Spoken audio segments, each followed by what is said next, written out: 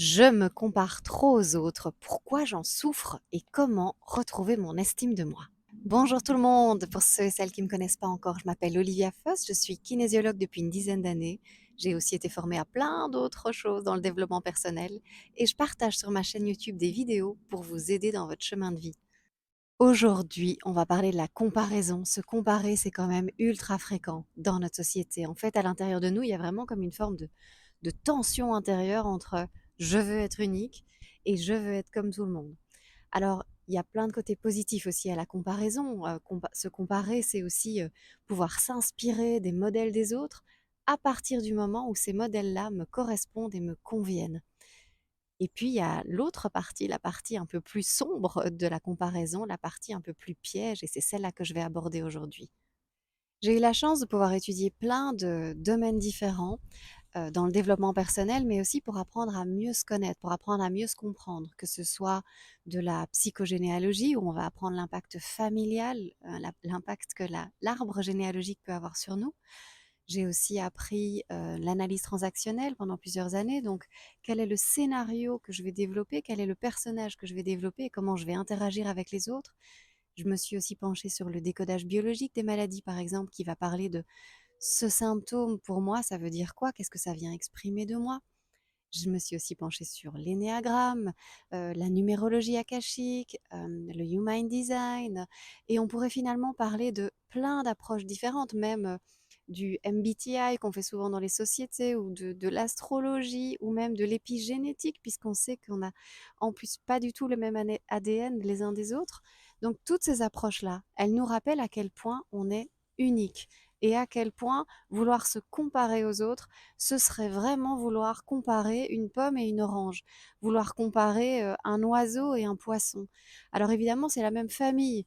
Les pommes et les oranges, c'est la même famille des fruits. Mais on sait bien qu'une pomme n'est même pas la même qu'une autre pomme, et qu'il y a plein de sous-types de pommes, et que dans chaque sous-type de pomme, il y a encore des différences. C'est pareil pour nous les êtres humains. Alors oui, on fait tous partie de la grande famille des humains, mais on est fondamentalement extrêmement différents, même si on peut trouver parfois des dénominateurs communs. Et c'est pour ça que quand on s'inspire de quelque chose ou de quelqu'un, ce sera dans ces dénominateurs communs. Tiens, ça, ce que fait cette personne-là, ça me parle. Ça, j'ai envie de développer. Ça, j'ai envie d'apprendre. Ou ça, pas du tout. Et c'est vraiment important de pouvoir chaque fois vérifier si ça parle de moi, ou bien si je me suradapte, si je me conforme à ce que l'autre est, ou à ce que la société me demande d'être, ou à ce que mes parents m'ont demandé d'être, etc. En fait, le grand piège du fait de se conformer à travers la comparaison, je veux être comme l'autre, absolument comme l'autre, qui serait soi-disant mieux que moi, bah, c'est de perdre notre essence, pardon, c'est de perdre notre nature profonde. Alors que si je suis moi-même, mais je vais pouvoir vraiment être bien dans ma vie, je vais pouvoir vibrer de ce que je suis, je vais pouvoir en plus émaner ça autour de moi. On dit alors que la personne, elle va rayonner, et ça, évidemment, tout le monde en profite, que ce soit nos enfants, nos partenaires, nos amis, notre famille, etc. Par contre, quand on veut absolument être comme quelqu'un d'autre, comme quelque chose qui ne nous correspond pas, ça va sonner faux. On n'est pas dans notre authenticité, et on aura beau essayer, alors peut-être que ça va fonctionner une ou deux fois, mais on va s'épuiser. Ce ne sera pas fondamentalement qui on est, donc ce ne sera pas facile, ce ne sera pas fluide, ce sera vraiment dans une forme de combat. Et là, ben, fatalement, on est un peu à côté de la plaque. On passe à côté de qui on est vraiment et de ce qu'on pourrait vraiment être pleinement si on était nous-mêmes. Et même si on est conscient de ça, on va quand même avoir tendance à se conformer. Pourquoi? Parce que dès la plus tendre enfance, eh bien, on a déjà été conforme. En tant que parent, hein, même en tant que parent conscient, on va avoir tendance quand même à vouloir que notre enfant y rentre plutôt dans ces rails-là que dans ces rails-là.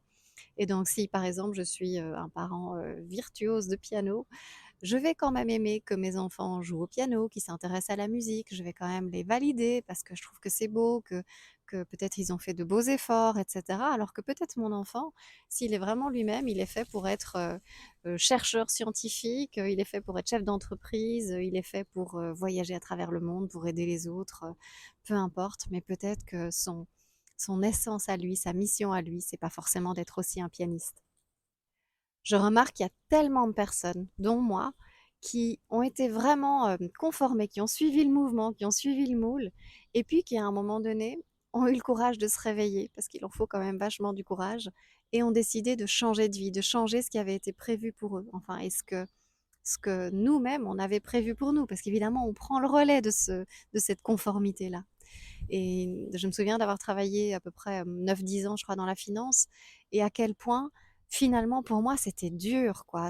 Alors, bien sûr, ça passait, mais tous les matins, j'avais pas envie d'y aller. Mon corps tombait quand même souvent malade. J'étais fatiguée. J'étais épuisée d'ailleurs en rentrant de mes journées là-bas. Et puis, au fur et à mesure où je me suis comprise, j'ai compris qu'en fait, j'étais pas du tout faite pour fonctionner dans un environnement comme ça, tout comme un poisson serait pas fait pour aller vivre dans un arbre. Il y avait beaucoup trop de bruit, beaucoup trop de gens, beaucoup trop de pression pour moi. Moi, j'ai besoin de travailler plus dans un petit cocon et je retrouve ça dans mon cabinet de kinésiologie. J'ai besoin de pouvoir aussi transmettre, de pouvoir guider les autres et j'étais pas vraiment à ma place dans la finance pour ça. Et donc, à partir du moment où j'ai mieux compris l'appel vers lequel je devais aller, eh ben, ça m'a permis d'être plus à ma place. Alors évidemment, ma vie, elle n'est pas finie, j'ai encore plein de choses à apprendre sur moi, mais en tout cas, quand je respecte mon timing, quand je respecte le fait de ne pas faire trop de séances et que je respecte mes rythmes à moi, il n'y a pas une seule journée où j'ai pas envie d'aller travailler. Et ça, je l'observe. Alors, ça m'arrive quand j'en ai trop fait. Ça m'arrive quand j'ai dépassé ce qui était bon pour moi. Et là, mon corps, il me dit tout de suite, ça va pas aller comme ça. En dehors de ça, je ressens plus jamais cette boule dans le ventre en allant bosser, cette non-motivation, etc. Et on voit vraiment que les personnes qui sont à leur place, elles le sentent, c'est facile, c'est fluide, il n'y a pas de combat, il n'y a pas je subis ma vie. Et pourtant, j'entends ça tellement dans mon cabinet.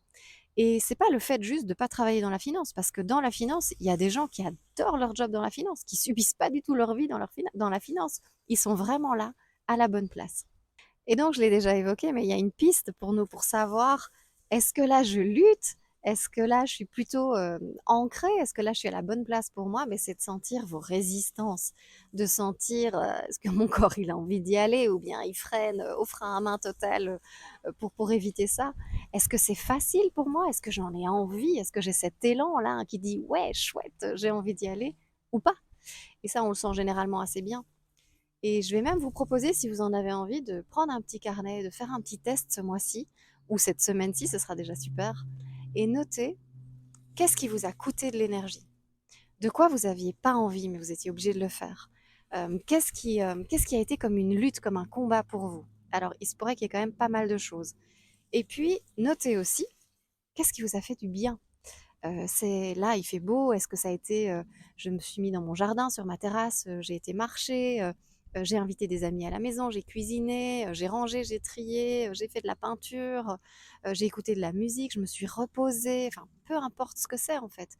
Mais qu'est-ce qui vous nourrit? Et là, de nouveau, on n'est pas les mêmes. Ce qui va me nourrir moi, c'est pas forcément ce qui va vous nourrir vous. Mais notez ça. Et puis l'énergie, c'est un peu comme un budget. C'est souvent ce que je dis en séance. En fait, quand on veut augmenter notre budget financier, par exemple, on va augmenter les apports et on va diminuer les dépenses. Et ben, au niveau énergétique, c'est à peu près pareil. Si je veux augmenter mon énergie, ben, je vais augmenter les bonnes choses, les choses qui me redonnent de l'énergie, les choses qui m'ont nourri, les choses qui m'inspirent, qui m'attirent, qui m'exaltent, qui me font plaisir, etc. Et je vais limiter les choses qui sont des dépenses d'énergie, là où je dépense mon énergie et ça me coûte en fait. Alors évidemment, dans notre vie, on ne peut pas toujours tout enlever et enlever tout ce qui nous coûte de l'énergie, hein. Il y a plein de gens qui ont à l'heure actuelle un job qu'on appelle un job alimentaire, donc c'est pas une vocation, hein, c'est pas un élan, mais ça fait le job, hein, ça remplit le frigo, ça paye les factures et c'est pourtant pas vraiment ça qui est dans notre mission de vie. Eh bien, c'est pas toujours le moment de tout quitter non plus et de se dire bon, maintenant je vais que vers le plaisir. C'est pas toujours possible, évidemment, même si on peut y aller par petites doses. Ben là, par exemple, si vous avez un job qui vous coûte de l'énergie, ben ça peut être intéressant de mettre plus de plaisir, de se dire, bah, par exemple, le matin, quand je suis dans le train ou dans la voiture pour y aller, je vais écouter une chouette musique, je vais mettre un podcast que j'aime bien, je vais dessiner, je vais appeler une copine qui est sympa et qui me fait du bien, etc. Donc on peut aussi agrémenter ces moments qui nous coûtent de l'énergie par du plaisir, par des choses plus positives et qui vont quelque part venir rééquilibrer la balance. Donc, vous l'aurez compris, se comparer quand je veux être comme les autres dans des choses qui ne me correspondent pas, dans des manières de faire qui ne sont pas celles qui répondent à qui je suis vraiment, c'est vraiment se générer une forme de souffrance parce que d'abord, je serai jamais cette personne-là. Je serai jamais authentique en étant comme ça. C'est vraiment des formes de masques que je vais porter. Je vais me suradapter, je vais me forcer et tout ça, ça aura un prix pour mon énergie. Par contre, si j'utilise la comparaison pour évoluer, pour m'élever, pour apprendre, pour me dire comment a fait cette personne-là, ça j'adore et j'ai envie de faire pareil, bah là évidemment c'est bon pour vous. J'espère que cette vidéo vous a aidé à mieux comprendre pourquoi se comparer aux autres peut être vraiment une source de souffrance énorme. Et peut-être que ça vous inspirera à arrêter de forcer les choses et de peut-être revenir à ce qui est plus juste pour vous et vous en récolterez très vite les bénéfices. Merci de m'avoir écouté. Je serais super heureuse que vous likiez cette vidéo, que vous la partagiez, que vous la commentiez.